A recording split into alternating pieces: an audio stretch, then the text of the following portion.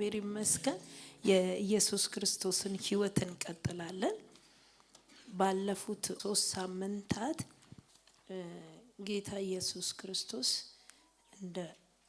እንደኛ ሰው ሆኖ የመጨረሻውን የተወረደውን ሕይወት ምርጫው አድርጎ እኛን ለማዳን እንደኖረና መንፈሳዊ ሕይወቱን እንዴት ጠበቀ የሚል ነበር። የምታስታውሱ ከሆነ እኛችንም የእግዚአብሔርን ቃል ያነብ ነበር። ከዛ የተነሳ ፈተናዎችን ያለፈው በቃሉ ነው በሚል አንስተን ነበርና ዛሬ ደግሞ እናያለን ካለው መካከል ጌታ ኢየሱስ ክርስቶስ በምድር ሕይወቱ ከቤተሰቡ ጋር እንዴት ኖረ፣ ከህብረተሰቡ ጋር አያይዘን ሁለቱንም ጌታ ኢየሱስ ክርስቶስ የዘለለው ሕይወት የለም። የሚገርማችሁ ነገር ማለት በእኛ የምንኖረውን የህይወት ሂደቶች በሙሉ በሂደት አልፏል። ምንም የዘለለው የህይወት ደረጃ የለውም። ለምሳሌ በሆድ ውስጥ ኖሯል። በሆድ ውስጥ እንደኛ አድጓል። እግዚአብሔር በሆድ ውስጥ ኖረ፣ ተወልዷል፣ ጡት ጠብቷል እና ልብሱ ተቀይሮለታል። ከዛ ልጅ ሆኖ አድጓል። በዛ ህብረተሰብ ያለውን ህይወቶች በሙሉ ኖሯል። ምንም የዘለለው ህይወት የለውም። ከእድሜውን 33 ዓመት ተኩል ሲሆን ጨርሷል። ያዕቆብና ኤሳው ሆድ ውስጥ ይገፋፉ ነበር ይላል የዘፍጥረት መጽሐፍ ምዕራፍ 25 ቁጥር 22 ላይ ብናነብ ይገፋፉ ነበር። ሁለት በጣም ኃያል መንግስታት ናቸው። ሁለት መንግስታት ናቸው እንደምታውቁትና ይገፋፉ ነበር። ባይጻፍልንም ይጻፍልን ነበር። ኢየሱስ የሆነ ሆድ ውስጥ እያለ ለየት ያለ ባህሪ ማንነቱን ለመግለጥ ሙከራ ቢያደርግ ኖሮ ይጻፍ ነበር። ልጁ ነው ያደገው። አይገርማችሁ? ሆድ ውስጥ የሚኖር እሳት ነው እኮ። እሳት ፈጣሪ በውስን በአንድ ሰው ሆድ ውስጥ ኩርምትምት ብሎ እጥፍጥፍ ብሎ ተኝቷል። ከእናቱ ተመግቧል። በእናቱ ተንፍሷል። ወራቱ በደረሰ ጊዜ እንደ ልጅ ይራገጥ ነበር። በቃ ሰው ነው እና ከሰው ወጣ ያለ ባህሪ አታገኙበት። ግን አምላክ ነው። በጣም አስፈሪ ነው። አምላክን ማርያም ሆድ ውስጥ መሸከም የቻለችው ሰው ብቻ ስለሆነላት ነው። ትንሽ ወጣ ያለ ማንነት ቢያመጣ ከባድ ነው። ይበላታል። ግን ምንም አልነበረም። ታላቅ ትህትና በውስን ሆድ ውስጥ ለመቀመጥ መፍቀድ፣ ትልልቅ ሰዎችን ሁሉ የሚያሳንስ አይደለም። ማን ትልቅ መሆን ይችላል? ይሄንን እውነት ካሰበ ማንም። የማርያምን ጡት ሲጠባ አስቡት። በቤተሰብ መካከል በወንድምና በእህት መካከል ኖረዋል። ይሰዳደባል ወንድምና እህት፣ ይቆጣጣል ወንድምና እህት፣ ይገፋፋል ወንድምና እህት፣ ይመታታል ወንድምና እህት። ታናናሾቹ ናቸው እንደምታውቁት። ይዳፈራል ወንድምና እህት ይደፋፈራሉ። ማንኛውም ሰው ሆኖ ወንድሞቼ ብሎ እህቶቼ ብሎ ኢየሱስ አደገ።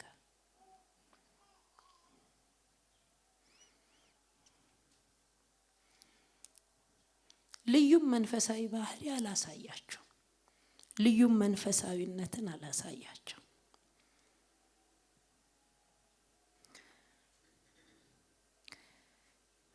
ከሰው ጋር መኖር ከባድ አይደለም? ወንድምና እህት ሆኖ መኖር ራሱ ከባድ አይደለም? ብዙ ቲኔጀሮችን ብጠይቅ መቼ እንደምትገላገሉ ከእናት ከአባት ከማዘዝ ከመታዘዝ መቼ ነፃነታችሁን እንደምታወጁ። አንዳንዶቻችሁ በጊዜ ነው መውጣት የምትፈልጉት ከቤተሰብ በጊዜ ወጣ ብላችሁ በቃ ራሳችሁን ችላችሁ መኖር። ብዙ ወጣቶች አጉል ህይወት ላይ ወደቁት በጊዜ ራሳቸውን መቻል ስለፈለጉ ነው። ያለ ጊዜው ቤት ተከራይተው ወጥተው ያለ ጊዜ ራሳቸውን ችለው። ራስን መቻል በጊዜ ሲሆን ሲበዛም ሲያንስም ትክክል አይደለም። ትህትና ነው። በብዙ ቤተሰብ መካከል ራስን ቆንጥጦ ማሳደግ። ጭቅጭቅ ትህትና ነው። ከወላጅ ጋር መጨቃጨቅ፣ ከወንድም ጋር መጨቃጨቅ። አንዳንዴ መተኛት በምትፈልጉበት ሰዓት አትተኙ። ቤተሰብ መሃል ስትኖር ማድረግ በነፃነት መሆን የምትፈልጉትን አትሆኑ። ኢየሱስ ግን ያስተማረን ይሄንን ነው። በቤተሰብ መሃል መኖር። ሁላችንም ነፃነታችንን እንፈልጋለን።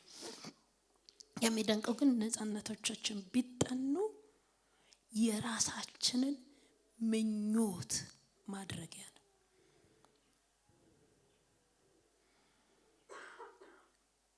በቸርች ፕሮሰስ ውስጥ ሰዎች ማለፍ የማይፈልጉት ለዚህ ነው።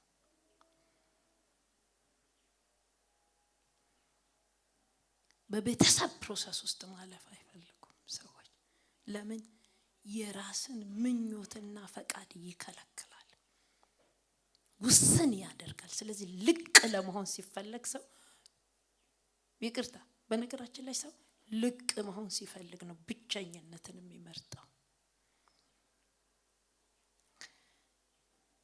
ህገ ቤተሰብ አለ፣ ህገ ቤተ ክርስቲያን አለ፣ ህገ ወላጅ አለ፣ ህገ ልጅ አለ፣ ህገ ወንድም አለ፣ ህገ እህት አለ።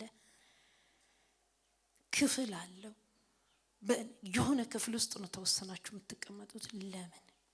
በነፃነት ልኖር። ይሄ ተፈጥሯችን ውስጥ ያለ ነው። ግን ምን እናደርጋለን? እንገዛዋለን። ብዙ ነገር ህይወታችንን ወገኖቼ ካልገዛ ነው በስተቀር ይገዛናል።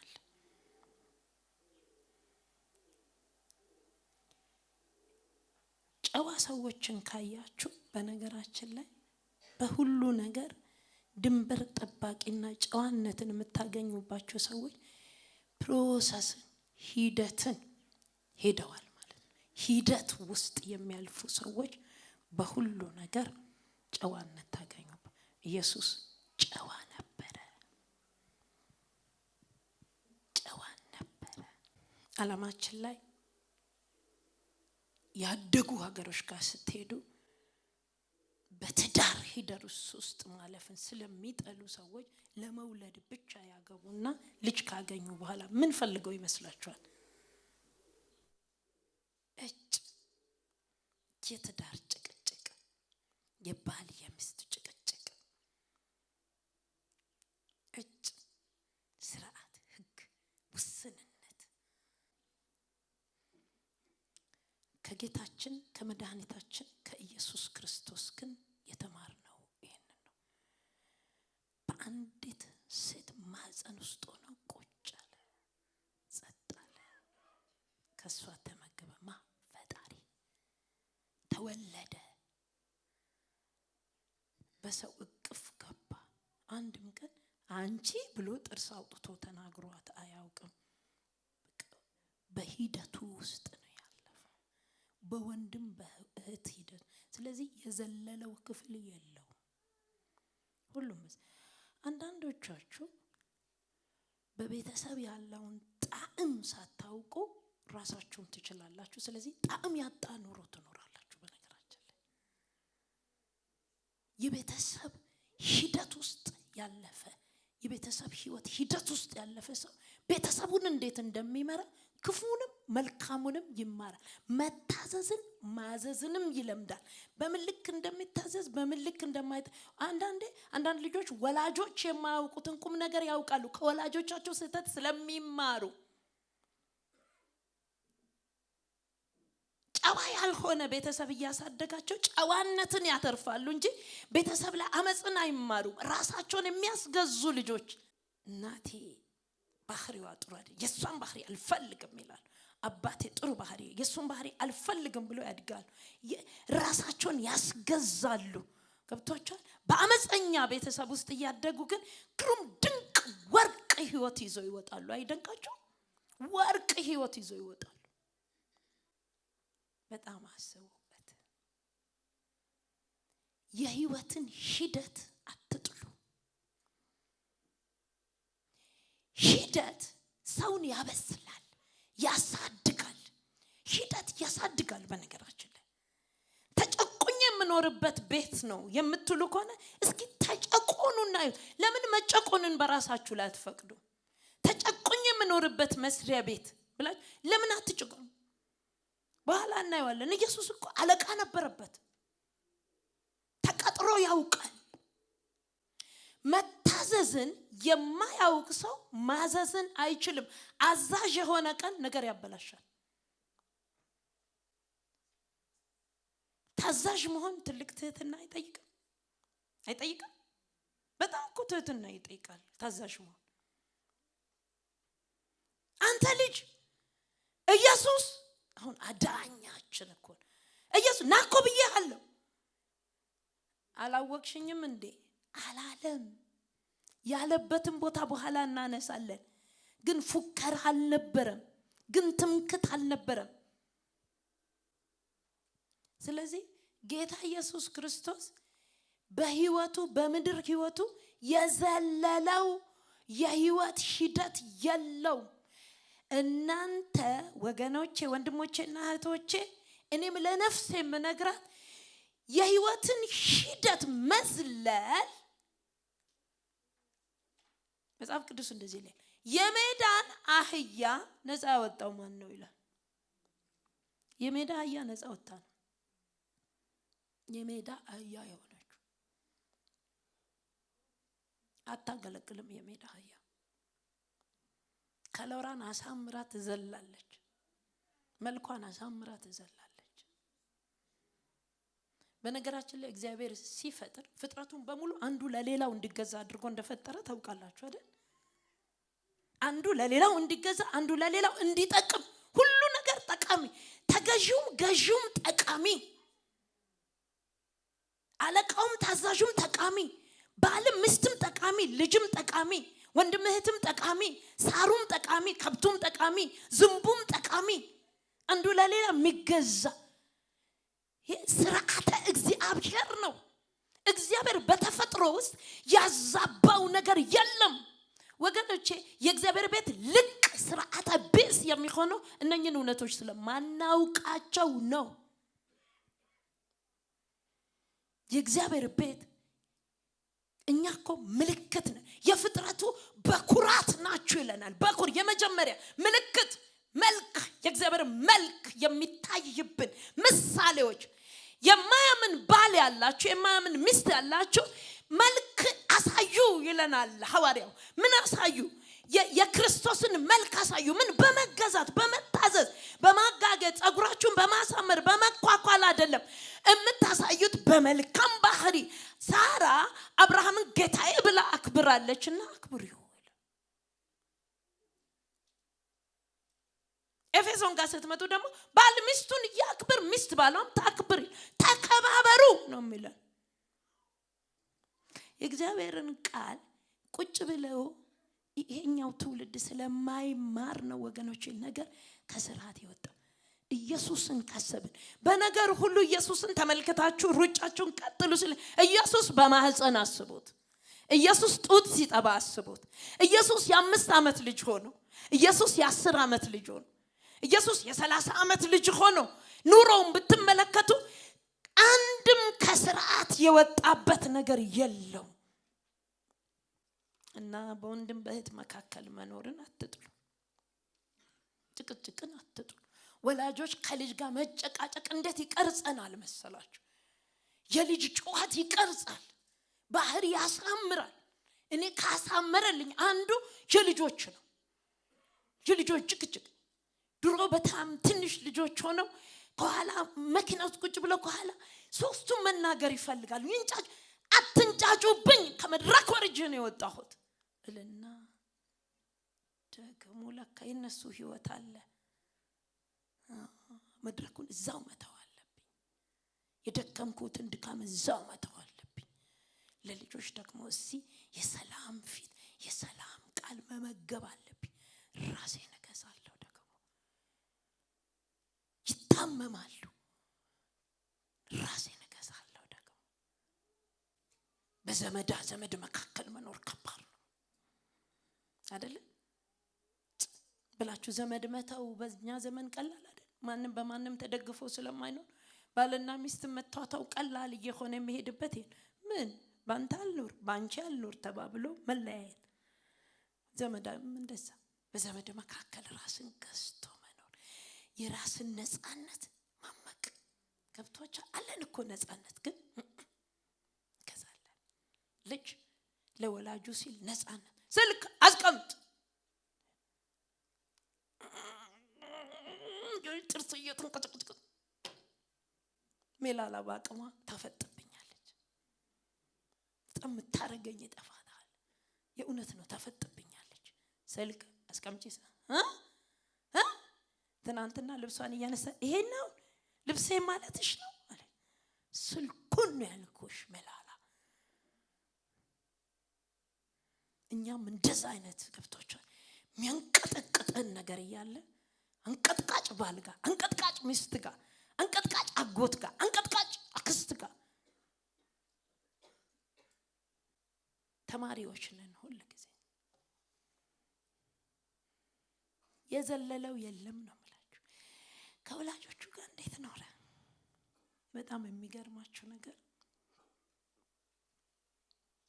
ወላጆቹ በጣም ለእግዚአብሔር የሚገዛ ቤተሰብ ይችነካ አርጋታለሁ። ወላጆቹ በጣም እግዚአብሔርን የሚፈሩ ወላጆች ነበሩ። እግዚአብሔርን የሚፈራ ቤተሰብ መካከል ማደግ በጣም ከባድ ነው ባይገርማችሁ። ምክንያቱም እግዚአብሔርን የሚፈራ ቤተሰብ እግዚአብሔርን እንድንፈራ ያደርገናል። ወይ ባል ወይ ሚስት ወይ አንዳንዴ ልጆችም ናቸው ከወላጅ ይልቅ እግዚአብሔርን የሚፈሩትና የሚፈራ ቤተሰብ መካከል መግዛት አንዳንዴ በግድ ነው እግዚአብሔርን መፍራት የምንማረው። እንትን አይመችም። ዮሴፍን መጣና እርጉዟን እጮኛህን አግባ። ከማን ነው ያረገዘችው መሰለ? ከመንፈስ ቅዱስ። እሺ የሚል እስቲ አስቡ። ተሰምቶ ታይቶ እኮ አይታወቅም። እርጉዝ አገባለሁ? አዎ እርጉዝ አገባለሁ። እሺ ትጸንሻለሽ፣ መንፈስ ቅዱስ ባንቺ ላይ ይመጣል። እሺ የሚል መንፈሳዊ ቤተሰብ ከባድ ነው። እንዲህ አይነት ከባድ መንፈሳዊነት ያለበት ቤተሰብ ውስጥ ነው ኢየሱስ የተወለደውና ያደገው። አይገርማችሁ? ከዛ ደግሞ ሄዳችሁ ስታነቡ ደግሞ ሉቃስ መጽሐፍ ላይ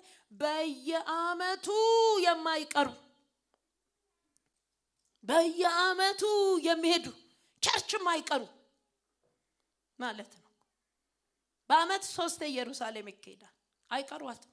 እነ ዮሴፍ አይቀሩም፣ ይጓዛሉ በሀገራቸው ለምዶባቸዋል። እሱንም እርጉዝ ሆና ሀጅ ነበረች። ይሄዳሉ። ኢየሱስ ክርስቶስ ይታዘዝና ያከብር ነበረ ወላጆቹን። በጣም ከቤተሰቡ ጋር የኖረው በመታዘዝና በማክበር። በነገራችን ላይ አግብተን ስለወለድን ቤተሰቦቻችንን አንታዘዝም ማለት አይደለም። በጣም ከባድ ድርጅት በጣም ትላልቅ ኩባንያ ስላለን አንታዘዝም ማለት አይደለም። ሉቃስ 2:51 እና ሉቃስ 2:42 ይታዘዝ እንደነበረ በግልጽ የተቀመጠም ቃል ነው። እናነባዋለን። ጌታ ኢየሱስ ከወላጆቹ ጋር የኖረው እንደዚህ ነው። 2:51 እና 2:42 ቶሎ እልላችኋለሁ። ከነርሱም ጋር ወርዶ ወደ ናዝሬት መጣ፣ ይታዘዝላቸውም ነበር። ሉቃስ 2:42 የ12 ዓመት ልጅ በሆነ ጊዜ እንደ በዓሉ ሥርዓት ወደ ኢየሩሳሌም ወጡ። ቀኖቹንም ከፈጸሙ በኋላ ሲመለሱ ይላል። ግን ብላቴናው አብሯቸው ሄዶ ነበር ይላል። በቃ በግልጽ ተቀምጧል። ይታዘዝ ነበረ ማለት ይታዘዝ ነበረ ነው። ምን አይነት ትእዛዝ ማለት? አሁን ኢየሱስ እንትን ያደርግ ነበር። ሁሉንም ያዘዙትም እናንተ ወደ በዓሉ እንሂድ ሲባልም አብሯቸው ይሄድ ነበረ። እኔ ልጆቹንም እላቸው ልጆች እንግዳ ሲመጣ ወርዳችሁ ከመኝታ ቤት ሰላም እንደምን ዋላችሁ እንደምን አደራችሁ በሉ። ማንኛውንም ሰው እኛ ቤት የመጣ ሰው በሙሉ እናንተን ይመለከታል። ወርዳችሁ ሰላም በሉ። ሃይ ኬት እንደመጣ ታውቃላችሁ እንዴ? ሃይ የምለው ሃይ የምንለው እስቲ ፈልጉት ኬት እንደመጣ። በተቻለ መጠን አድርጉት። ነጮቹ ጋር ስትሄዱ ምናምን የሆነ ቦታ ላይ አድርጉት። ግን ያው ግዴታ ነጭ ጋር እንደምን አደርክ ባሊ ምናምን አንልም። ስለዚህ ሃይ ነው የሚያውቀውና ሃይ በሉት። ግን በደንብ ሰላም እንባባል። እነሱ ጊዜ በስቶባቸው ይሁን ሃይ ኬት እንደመጣ ነው ብቻ የሆነ አጠር ያለ ነገር። እኛ ግን ደስ ይላል። አሁን ቀረ እንጂ እንደምን ዋላችሁ መንገድ ላይ እግዚአብሔር ይመስገን እንደምን አደራችሁ ሲመሰገን ነው ሙሉ ቀን በባህላችንም የሚውለው። ጥሩ ነገራችንን አንጣል። ሰላም እንዴት ናችሁ? ደህና ናችሁ ወይ? ይታዘዝ ነበረ። ሁሉንም አድርግ የሚባል ወላጆቹን ስላከበረ ነው። በነገራችን ላይ በዓሉ ድረስ ሄደው ኢየሱስ የበዓሉ ባለቤት የፋሲካው ባለቤት ፋሲካ የሚባለው በዓል እሱ ለሚያመጣው ፋሲካ የተጻፈለት የመጽሐፉ ባለቤት የነፍስ ሁሉ ባለቤት የህይወት ሁሉ ባለቤት ኢየሱስ እርሱ ሞትን ፈነቃቅሎ የሚነሳው ኢየሱስ እነ ሄሮዶስን እነ ጲላጦስን የፈጠረ ኢየሱስ በነገራችን ላይ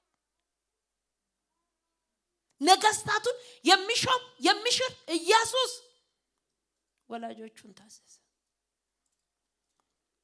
አንዳንድ ጊዜ መንፈሳዊ መሆናችን ስርዓተ ወጥ ስርዓት የለቀቅን ያደረገን አይነት ይመስላል። ሌላው ወላጆቹን ይረዳ ነበር። በስራ በደንብ ይረዳ ነበር። ስሙም አናጢ ተብሏል። የአናጢው ልጅም ተብሏል። ግን አናጢው ተብሏል። ማርቆስ 6:3 ማቴዎስ 13:55 ብናነብ አናጢ ነበር። ይህን ጸራቢው የማርያም ልጅ የያዕቆብም የዮሳም የይሁዳም የስምዖንም ወንድም አይደለም? ጸራቢው አናጺው። እሺ 13:55 ማቴዎስ ይህ የጸራቢ ልጅ አይደለምን? እናቱስ ማርያም ትባል የለምን? የጸራቢ ልጅ ራሱ ጠራቢ ግንበኛ። ጠራቢ ማለት በጊዜው ግንበኛ ማለት ነው። ግንበኛ ማለት ነው። እና በጣም አይደንቃችሁም? ኢየሱስ ግንበኛ ነበረ። በደንብ ሙያውን ደግሞ ከአባቱ ወስዷል። ምክንያቱም አባቱ ስርስሪ እኔ እኮ አምላክ ነኝ እግዚአብሔር ወልድ ነኝ ብሎ ፎክሮባቸው አያውቅም። ይላላካቸው ይታዘዛቸው ነበርና ልጅ ነበርና ሰው ሆኖ ኖረ። ኢየሱስ ታዘዘ። ወገኖቼ በቤተ ክርስቲያን በምንሰራበት ቦታ በትምህርት ቤት ኢየሱስ መልኩ ይሄ ነው። ተቀጣሪ ሆኖ ማለት ኢየሱስ ፕሮጀክት ወስዶ ይሰራ ነበር። አለቃ ነበረበት። የሚገርም አንተ ሲሉት አንተ ተብሎ በባለቤቶቹ ቁጣ የሚያውቅ ነቀፋ የሚያውቅ ነበር እኮ ኢየሱስ እኮ ተቀጣሪ መሆን የምትፈልጉ ብል ማንኛችሁ ተቀጣሪነትን ተቀበሉ እያልኩ አይደለም። ይሄንን ሂደት ግን ኢየሱስ ኖሮታል። ከመቅጠራችሁ በፊት ተቀጣሪነትን ወቁ። ቢጠጪ ፋንደቂ ሞልቼልሻለሁ። ሰነፍ የነፍሱ ባለቤት የስትንፋሹ ባለቤት ማን እንደሆነ የማያውቅ አለ ኢየሱስ መጥቶ ወሰደው። የምንም ባለቤት እንዳይደለን ታውቃላችሁ። የልጆቻችን ባለቤቶች እንዳይደለ ደስ የሚለው ሞት በመኖሩ ደስ አይላችሁ? በጣም ነው እኮ ሞት እግዚአብሔር ይስጠው ልበል። ደግ ነው ሞት መጥቶ ሲመጣ አቤት ልጆቹስ አከስንቶ ብሎ እኮ ነው የሚሄደው። እንትኑስ የሰራሁትስ ቤት ምን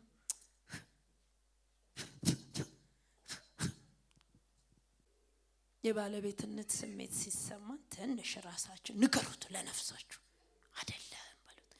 አንድ ቀን ናቡከደነጾር ተነስቶ ለክብሬ ለሞገሴ አለ ድምጹን አንጎራጉሮ ባለቤት የሆንኩኝ የሰራሁት ሰገነቴ ብሎ ሳይጨርስ ይላል መጽሐፍ ቅዱስ።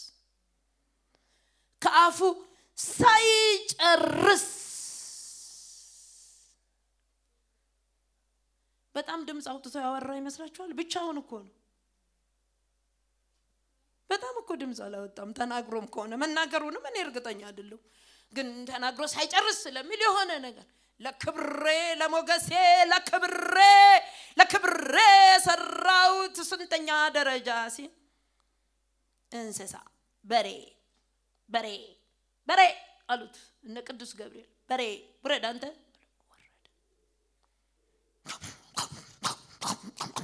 ያለ ሳር በላ ይላል።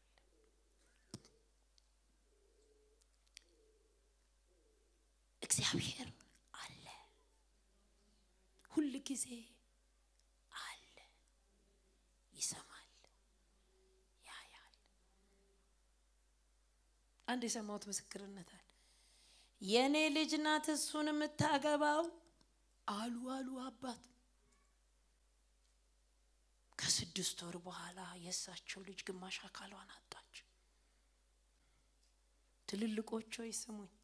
እኔ መቼም እዚህ ጉባኤ ለምን እግዚአብሔር እንደሚናገር አላውቅም እንጂ ትልልቅ ሰው ያለ አይመስለኝ። ልበትንንሾች የእውነቴን የምሩን ስነግራችሁ ማለት እግዚአብሔር ነጋችንን ሊያተርፍ ይሆን እነኝን ወጣቶች ሊያተርፍ ይሆን አላውቅም። ግን ትልቅ መሆን አይቻልም። ኢየሱስ ትንሽ ሆነ፣ በማህፀን ውስጥ ተቀመጠ፣ ጡት ጠባ፣ ለእናት ለአባቱ ታዘዘ፣ በወንድሞቹ መካከል ኖረ። እህቶቹን ወንድሞቹን ቤት ተከራይቶ አልወጣም።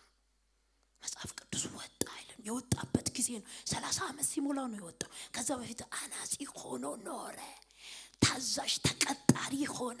ግንቡ አልተስተካከለ፣ አሸዋ ሳንሳል ግንቡን ለምን አልጨረስክም ሲባል እሺ ብሎ የሚታዘዝ ሆነ። የትህትና ጥግ መጨረሻ። ማን ነው የሚመጥነን? ልካችን ማን ነው? አንዳንዶቻችሁ ትዕቢተኛ አይታችሁ የሱ ልክ ወሰዳችሁ።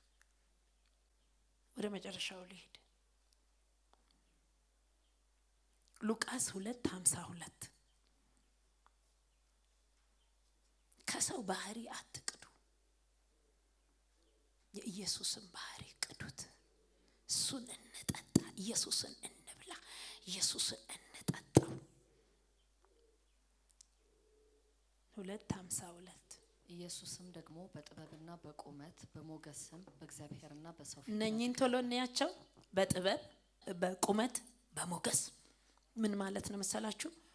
በውስጥ በአእምሮ ብስለት እየበሰለ ሄደ፣ እያደገ ሄደ። በምን?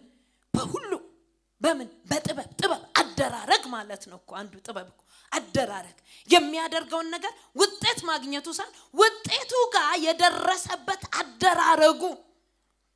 በአደራረግ አደገ፣ በአእምሮ በሰለ፣ በአስተሳሰብ በሰለ፣ ደግሞ በቁመትም አደገ፣ በእውቀት አደገ። ማወቅ ብቻውን በቂ አይደለም፣ ጥበብ ይጠይቃል። እውቀት ጥበብ ይጠይቃል። ጠበብቶች ሲባል ደስ ይለኛል። ጠበብቶች ማለት አዋቂዎች ማለት አይደለም። ማወቅና መጠበብ ይለያያል። ጠቢብ ስንሆን አደራረግ ነው የምናውቀው፣ ንግግር ነው የምናውቀው። ገብቷችሁ? በጣም የሚደንቃችሁ በሰውና በእግዚአብሔር ፊት በህብረተሰቡ መካከል ማለት እኮ በሰው ሁሉ በቤተሰቦቹ ፊት ብቻ አይደለም፣ በህብረተሰቡ መካከል በአደራረግ አደገ። ስለዚህ ሞገስ ነበረው። ሞገስ ዝም ተብሎ ይገኛል እንዴ? ሰው ዝም ብሎ የሚወዳችሁ ይመስላችኋል እንዴ? ሰው እኮ ንግግራችንን ያህል፣ ሰው እኮ ሰላምታችንን ያህል፣ ሰው እኮ ግንኙነታችን ህብረተሰባዊ ግንኙነት ምን ብዬ ልንገራችሁ? ሶሻል ላይፋችን ማለት እኮ ያደገ ሶሻል ላይፍ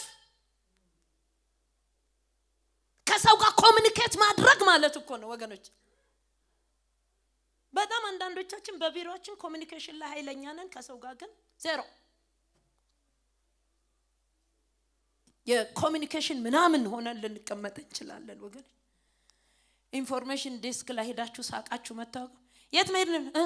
እሺ ከዛስ የሉም ብዬሻለሁ የሉም። ወይኔ ጌታ ይላል። ወይኔ ጌታ አያስቡበት። ይሄን ትልቅ ፎቅ ግን ሰው የለው። ትልቅ ድርጅት ግን ሰው የለው። ትልቅ ህልም ግን የውስጥ ብስለት የለም። ኢየሱስ ከሰው ጋር የነበረው ግንኙነት ሞገስ የተሞላ ነበር ይላል። ሞገስ ጌታ መጣ። አደራረግ ላይ ጠንቃቃ ነበር። ጥበብ ነበረው፣ በጥበብ አደገ ይላል። በጥበብ ህብረተሰቡ መካከል ተቀባይነት አገኘ ማለት ነው። ሞገስ እኮ ማለት ዝም ብሎ ህብረተሰቡ እግዚአብሔር ወልድ መጣ ብሎ አይደለም። ከናካተው ያናጢው ልጅ አናጢ ነው ያሉት። አያውቁትም። እንደ ሰው ብቻ እንደ አንድ ተላላኪ ግንበኛ ነው የሚያውቁት። ግን ያከብሩት ነበር፣ ይፈሩት ነበር። ግንበኛ ይከበራል በምኑ? በውስጥ ብስለቱ።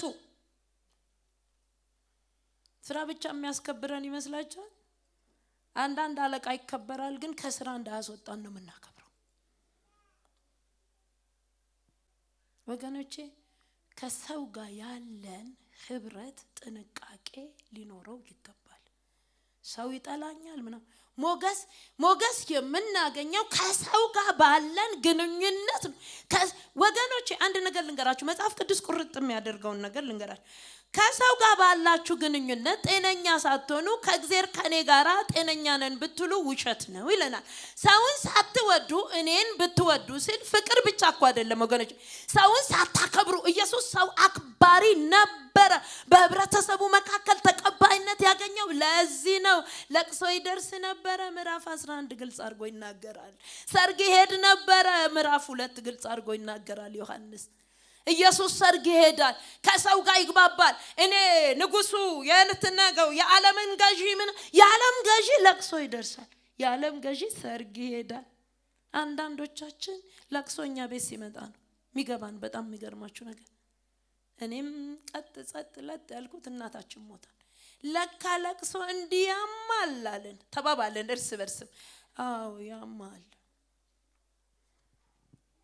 አንዳንዶቻችን ቤታችን ውስጥ ነው ያደግነው። ቤታችን ውስጥ የንጉሰ ነገስታት ምናምን ወንበር ተጽፎልን ክቡራን ነን ቤት ውስጥ። ደጅ ላይ ግን የለንበት።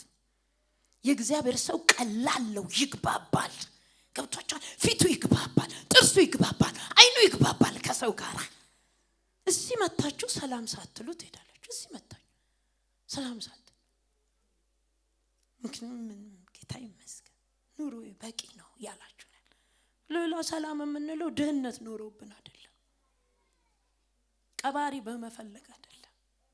የክርስቶስ መንፈስ በውስጣችን ለቀቅ የሚያደርግ መንፈስ፣ ወንድም እህቴ የሚያሰኝ መንፈስ አለ ውስጣችን። አይገርም? ክርስቶስ ይሄን ህዝቡንም ሲያሰናብት ይላል። አገልግሎ ካበቃ በኋላ ህዝብ ያሰናብታልና እንዴት ነሽ ታዲያ ደህና ነሽ ምናምን ይል ነበር ኢየሱስ። እኛ መተን እንትን ነው የሚያምረን ኬፕ አርገን መነጽር ደፍተን ማንነታችን። ይሄ ወገኖች የደህንነት ቤት አይደለም፣ የፖለቲካ ቤት አይደለም። እውነት ነው የምነግርህ። ቆይ ማንነታችን እንዳይታወቅ ለምንድን ነው የፈለግነው?